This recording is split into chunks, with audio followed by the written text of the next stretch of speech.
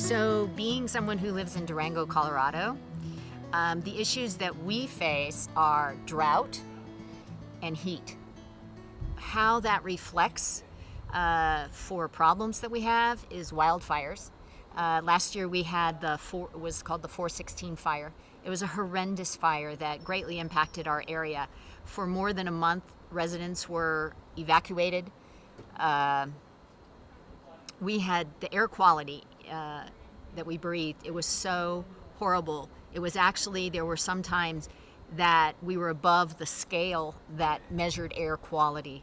We were the worst in the entire world during that fire, our air quality. The other way that heat impacts us is through beetle kill. So the beetle larvae in our forests are enabled by warmer temperatures, because what kills them off in the wintertime is when the beetles have sub 20 degrees below zero for 5 consecutive days. And if we have that, then the beetle larvae are killed and they're not as plentiful.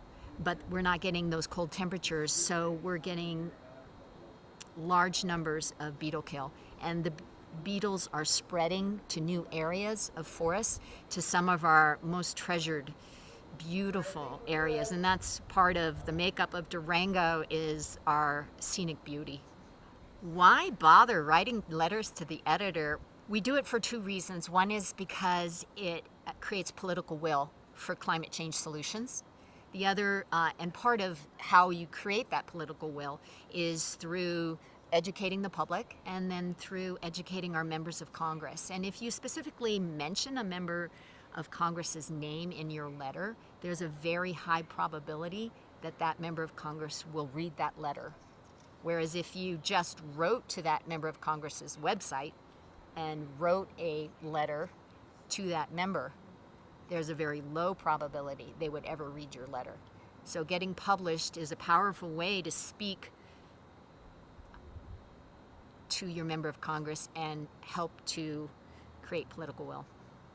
Writing effective letters to the editor would include following the parameters of the paper. So if they accept a letter that's 200 words or less, then don't write any more than 200 words in your letter. Don't submit something. I think it's also important to follow the values of Citizens Climate Lobby in your letter. So being respectful is important, to have that tone.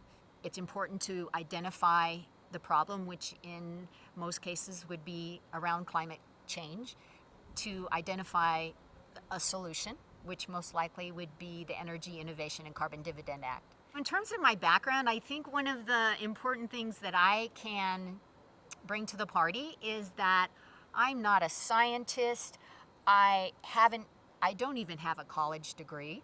All I am is a person that is passionate about doing something about climate change, and that's what I bring to the party. Sometimes you're able to reach readers through your everyday common concerns, as opposed to perhaps being someone that speaks over people's heads. That if your concern comes through in the letter, the chances are you'll be effective. If I had a chance to speak before the president or to speak before Congress, I think the message that I would communicate is, 1, please listen to what the experts are telling us. It's extremely important that we work at this in a bipartisan manner, and that we create bridges with each other in solving this. It really is the only way that it's going to happen, through cooperation. In my life, there's nothing that's more important than working on this issue of climate change, and that there is an effective solution out there is thrilling. And so I am compelled to put all of my energy towards solving that.